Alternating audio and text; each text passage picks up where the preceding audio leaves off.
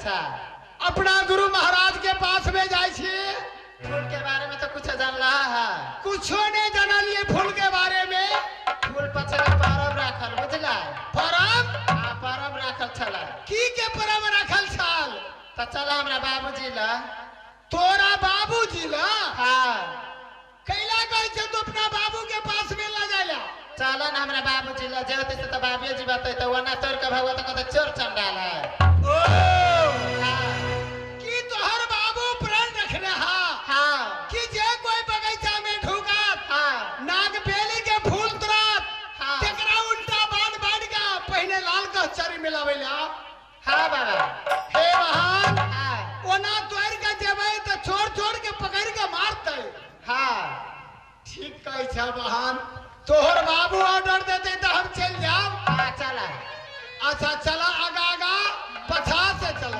या भागले चल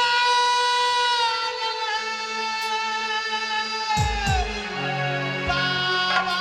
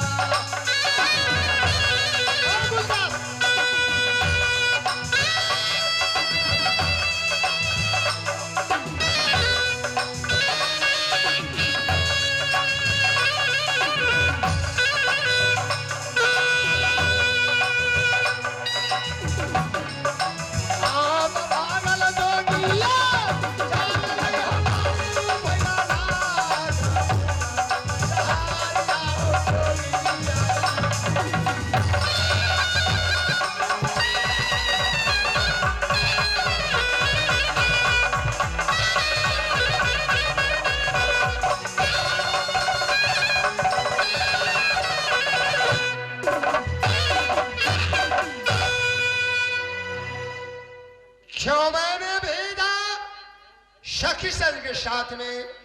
मंत्री को मैंने कहा मंत्री 2 घंटा की मोहलत है, लेकिन बबीता सभी बेटी नाग मंत्री ने ये बात क्या है? क्या रे कोई गड़बड़ हो गया? मंत्री अब तक नहीं है। खैर बगला पर बैठकर कुछ सोच विचार लेते हैं, देखा जाएगा, नहीं होगा तो आदमी दे देंगे। मंत्री क्या कर रहा है?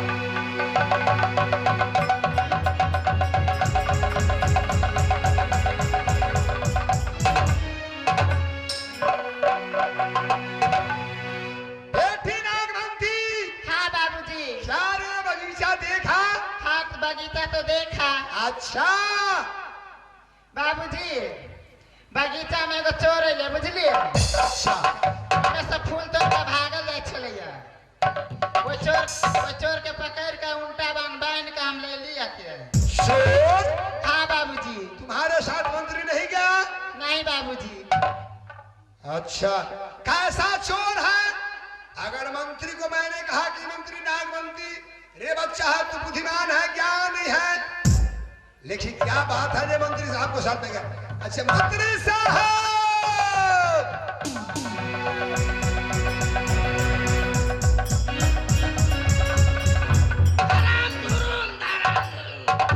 मंत्री बगीचा में तू गया, तू छोड़ दिया? हम कहा छोड़ दिले कि उ सब हमरा छोड़ दे लगा? कैसे?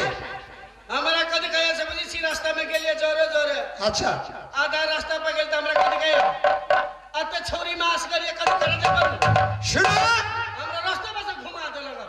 घूम गया है। देखो कैसा चोर है।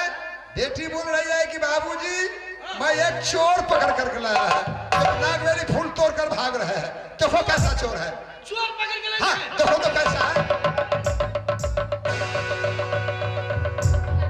कद में चोर का पकड़ के ले लिया। चोर? हाँ कहाँ चोर? भैया ने छत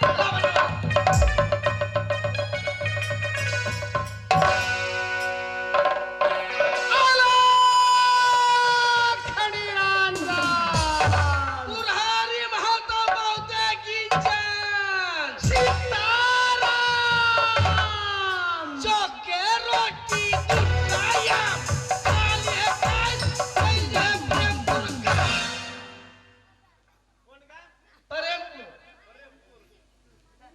मरेवा गांव। हाँ मरेबा। ए बाबा जौ के रोटी दूगो आम खा लिया चल यहाँ गांव। बाबाजी के क्या पकड़ का लो लगा। सीधा खारो पहले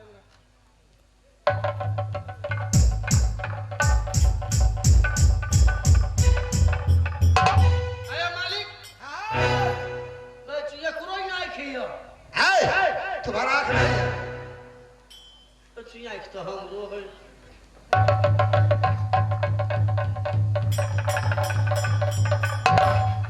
आया मालिक। मुंह है मुंह का टूटा नाक है नाक का टूटा भूरो एकरा। तुम्हारा नहीं है। ए हम ये आदमी से चोरवा है।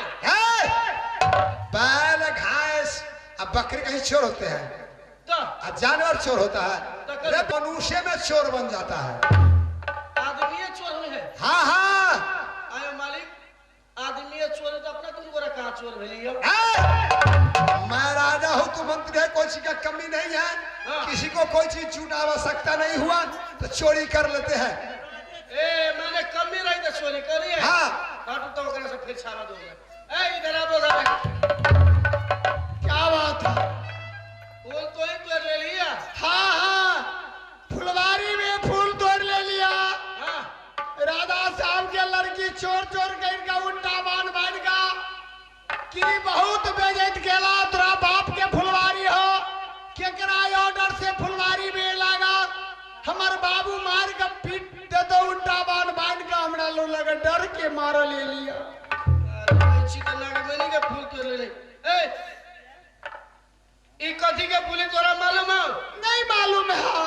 ई नागमणि के फूल है। नागबेली के फूल। ई जब फूल तोड़ ले तोरा कोकरो नहीं कटल कौवा?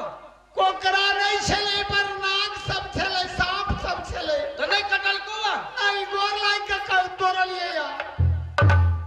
वाह होगा छौरी के कपाल फूट गेले। तोरल के बाबाजी तब तो बियाह करे पड़ते है। ई जे तोर फूल तोड़ ले में नियम चले तोरा मालूम है? कुछ मालूम नहीं है हमरा। कुछ नहीं मालूम। नहीं मालूम है। ई जे फूल तोड़ल के हाँ तेकरा सती नागबंदी जोरे बियाह करे पड़ता। फूल तो हम तोड़ ले लिए। तब बियाह तोरा करे पड़तो। हम नहीं करबे बियाह। बाबाजी कत बियाह करे छै। तब बाबाजी कहता फूल तोड़े छै। तो फूल तोड़ के बाबाजी भगवान के पूजा करे छै ना। बाबाजी प्रेम वाला फूल नहीं तोड़े ही परम वाला। अच्छा तो बाबाजी बड़े घोसले छे। एगो गप कहता की तो बाबाजी छे कि बहुरागी छे कि खटरागी छे कि कुंतियागी छे? हम बाबाजी छी। बाबाजी छे। हाँ अच्छा एगो गप कहता बाबाजी से तो बस में लाइन में कते पंथाई हुई है? वैष्णव लाभ में कते पंथ है? हाँ 12.5 पंथ। अच्छा 12 होती कि 13 होती? तो जी आधा कत से ले आधा? सुना इनहर से 12 हुआ। अनेक रंग के वैष्णव भैया। आधा भाग मिलया जे मनुष्य के दाहिनी दिया छरझापी दिना ओकरा सारा लखाय से भूतपंथी होया। ओकरा आधा भाग मिले और सबके एक रंग मिले। ए माने भूतपंथी का आधे भाग मिले ओकरा आधे भाग मिले। वो भूतपंथी मिले ओकरा सारा लखाय से। माने देवी देवता के ओकरा नहीं माने।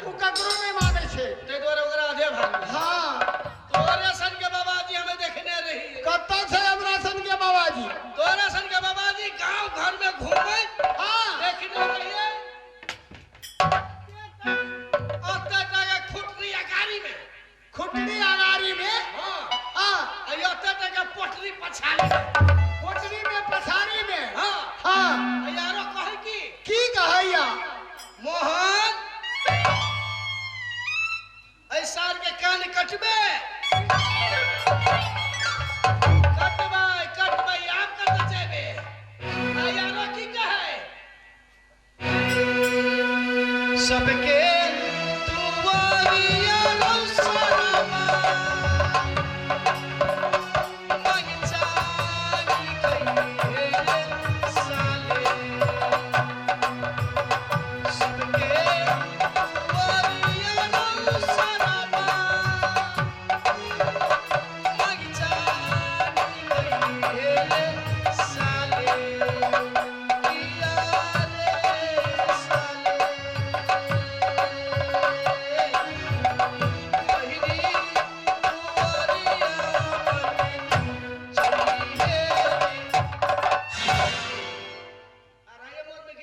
मैं समझ गया राजा भरथरी का चेला वो गोपी चंद रहता है द्वारे द्वारे भिक्षा बनता है गुदरी बनता है हम तो बाबा गोरखनाथ का चेला कुम्मड़ विद्वान है मांगने वाला भिख नहीं है भीख मांगने वाला नहीं से नहीं तले भी आकर मालिक क्यों पहले 200 रुपया दूता वो का है 200 रुपया दूं ना अरे पैसा लेकर क्या करोगे बोलो माने फूल तोड़ के बाबा हाँ हमरा 200 रुपया दूं जैसी टीनहा बाटी लावा लगी टीना बाटी लेकर क्या करोगे है तब फूल तोड़ के बाबा जी तो बाबा के बियाह हो गए बाबा जी जो अच्छा तब टीनहा बाटी किन के लगे तब ना बाबा में भीख मांगता है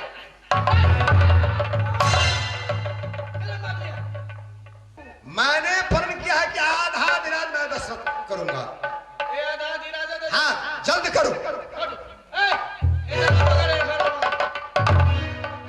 ले की कहै छ आप तोरा बियाह कर पड़ते हमरा हां कहलिए नहीं करबे बियाह तो देख हमरा पितृ राम 3 बार मात्र पूछबो नहीं करबे हम जाय छी अपने घर में इधर चल जाय छी तो बियाह करबे कि नहीं करबे नहीं करब जाय छी औसा दूल्हा से सिकनार भग भागल जाय छै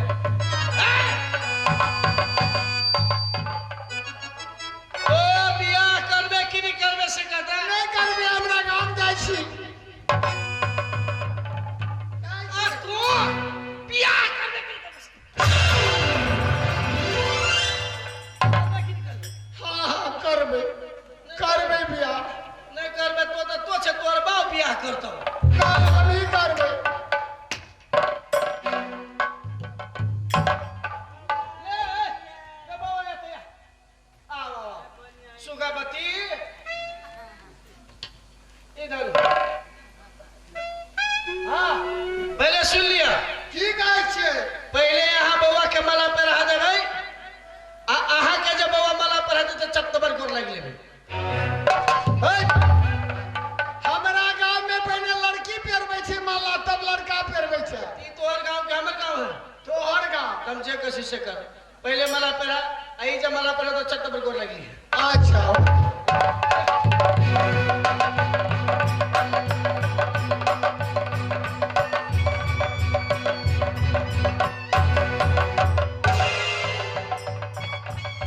भागल गोर लग सा गोर लगल भ गेलै एकरा गोर लग लिया राजा साहब के गोर लगलिए जते हमर साज मास्टर के सब के गोर लग ए जते साध बाज वाला मास्टर साहब सबके हां सब के सब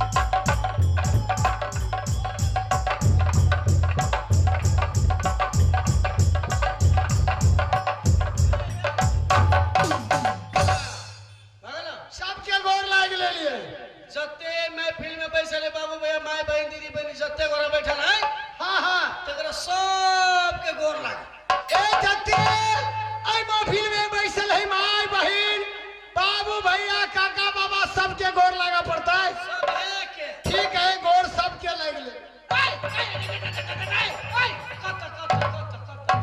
कत जाइ छी मार सबके गोर लगा जाय छलिए त तखी त कते दूर में आदमी है हाँ ओत तकली दुकान सब है तोरा गोर लगत त 6 बाज जेतो एकाएकी के गोर लगबे त 6 बाज जेतो हाँ त नाच तोहर बाप करतै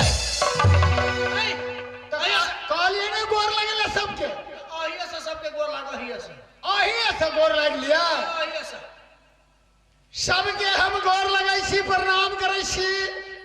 आइ नागपुर शहर में सती नागवंती के साथ में हमरा शादी भ गेलै भगवान के मंदिर में जाकर। हमरा सब कोई आशीर्वाद दिया कि हम दोनों प्राणी अपना घरे जाए सुख संपत्ति से अपना जान के रक्षा कर अपना बढ़िया से रखे छी। गोर लगे छी, हाँ गोर लगे छी। सबे गोरा एकरा दुनु गोरा कते ठास का आशीर्वाद दियो जे के गोरा सबे गोरा मिल कते ठास का आशीर्वाद दियो कि ई दुनु गोरा ऐसे विदागिरी भागा जाए आ कोबर घर में सुते तो सुतले रह जाए। आपने कोई गोर लगा नहीं कोई ये सामिना की कहै छियै? सबके तो गोर लाग लेल, हमरा मंत्री भैया के गोर लागलू ना। अहाँके मंत्री भैया आइए आइ ओकरो गोर लागऽ पड़तै। ए ठीके कहै छियै, जे अहाँ 2-4 रुपया धरतै ना निमन होतै। गोर लगै छी,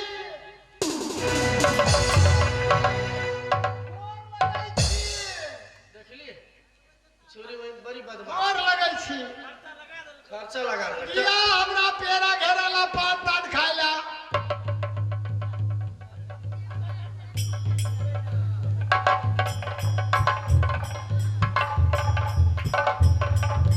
की भागा जे भी आर में तकै छियै कुछ बेइज्जती बाजा बुझाइए हो केकरो ले 50-25 रुपया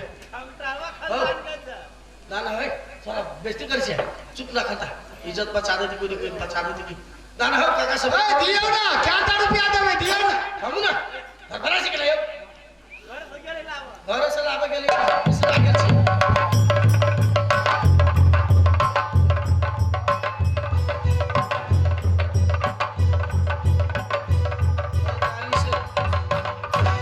अपने केना दियो लाज भी नहीं आलो तार के ए आपने छोटे करो लो दाना के करो हो काका सब दाना हो दाना लाउ ना कते धारल दिया ना।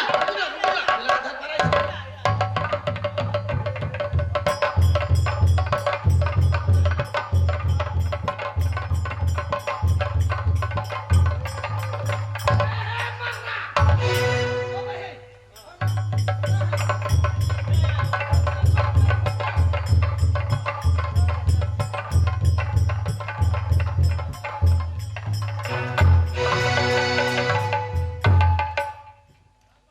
भेल एकाई दोकाई तेकाई चौकाई पचकाई छकाई हां हां तो छवे काट गेली दिया ना कते लाल। आया मेहमान हाँ हाँ पहले यहाँ के कौन राज में घर हवे कौन गाछ सर में? हां हमरा केला गाछ तर में ना। कोनी घर आता हमर घर है दक्षिण शहर, दक्षिण साल कोनी हो राजस्थान दिसन, गोरखपुर दिसन, इंडिया में इंडिया में। आयो नेपाली ढवा चलिए नेपाली डवा लगे की करबे? दूरे बहिचियो ढवा बेकारे भ गेली भारू रुपया दे भारू। खुदरा ढवा धने छी भारू ढवा से द दै छी अब की कर चोरा का धने छलिए एकरा दिया पड़े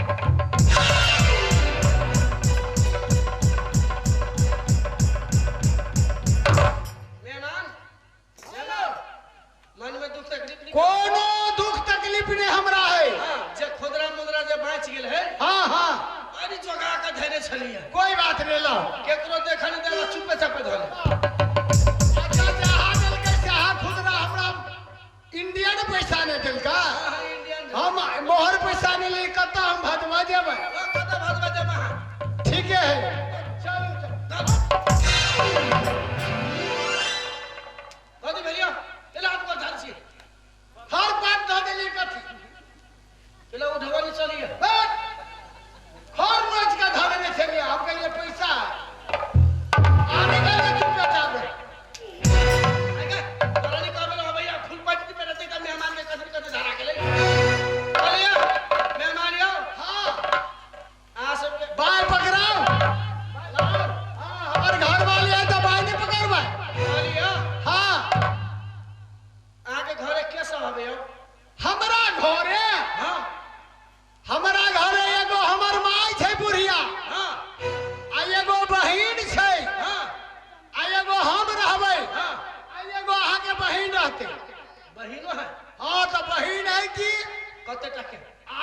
करपट्टी ला हमरा अत्ते होय छै हमर बहिन। झरबा जवान है हां एते का छै। बात बुझिए कथी बात बुझी?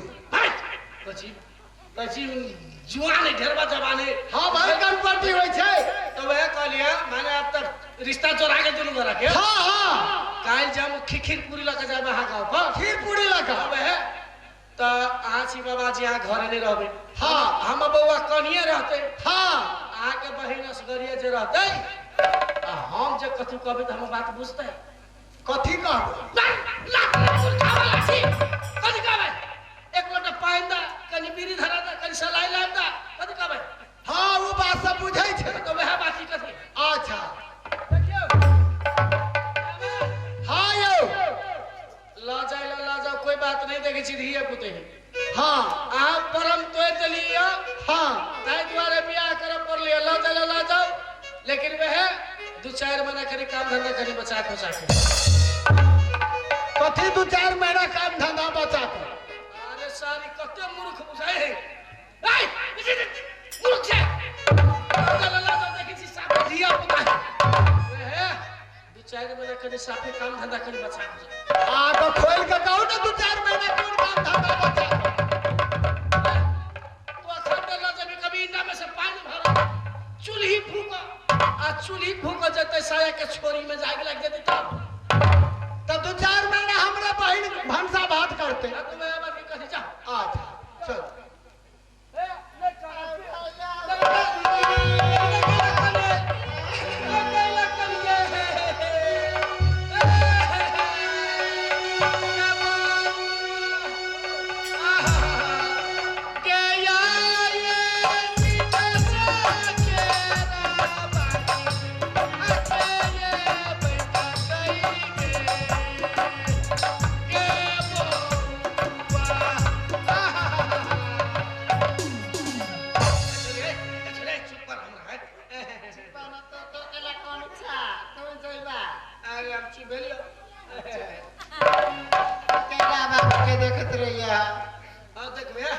ठीक है आप कथी कहै छ? हमरा भाग में हुए छले त बरह के दवाई बता दियो। कहा 700 से पहलवान घूम बता ना 5 लीटर सरसों के तेल लगली है। हां ओकरा कढ़ाई में धकस खदका दी आ सार के 5 बेर नहीं है 10 बेर नहीं है बार सार पहलवान में अब फिर 10 दिन में सुते के लकड़ी। हे सती आ सबना चलू ना आब अपन घर। हाँ चलू ना आइए स्वामीनाथ। की कहै छी? ताके घर के सब है? हमरा घर हाँ घर एकटा बुढ़िया माय छै। हाँ एगो बहिन छै। हाँ एगो यहाँ रहत हाँ आ एगो हम रहत आ अपन घर है दक्षिण शहर। चलू अबेर भेल जाए हमर माय हेते रास्ता जो है। ठीक है चलू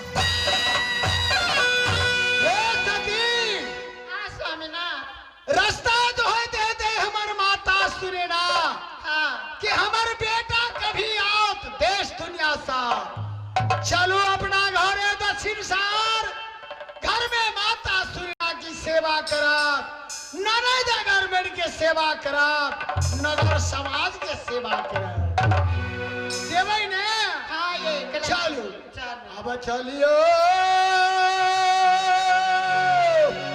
ने चलियो या वसुंधरी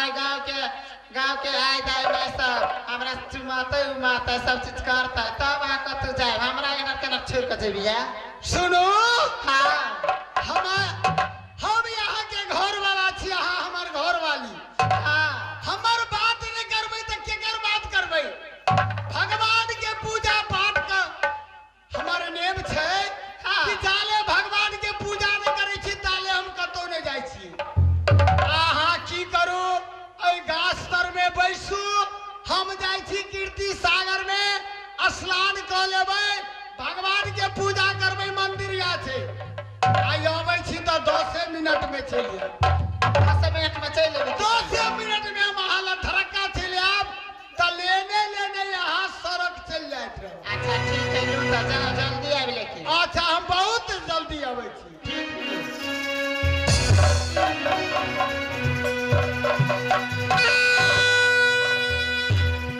एक नागपुर शहर से सती नागवंती के हम कहले हे सती हम जाई छी कीर्ति सागर में स्नान करे के लिए मंदिर में जाके बाबा भगवान के पूजा करब तब यहाँ के साथे साथ मिले जाओ। रास्ता में छोड़ देली चरण बिस्तर में जाई छी कीर्ति सागर में स्नान करब आ तब भगवान के पूजा कर।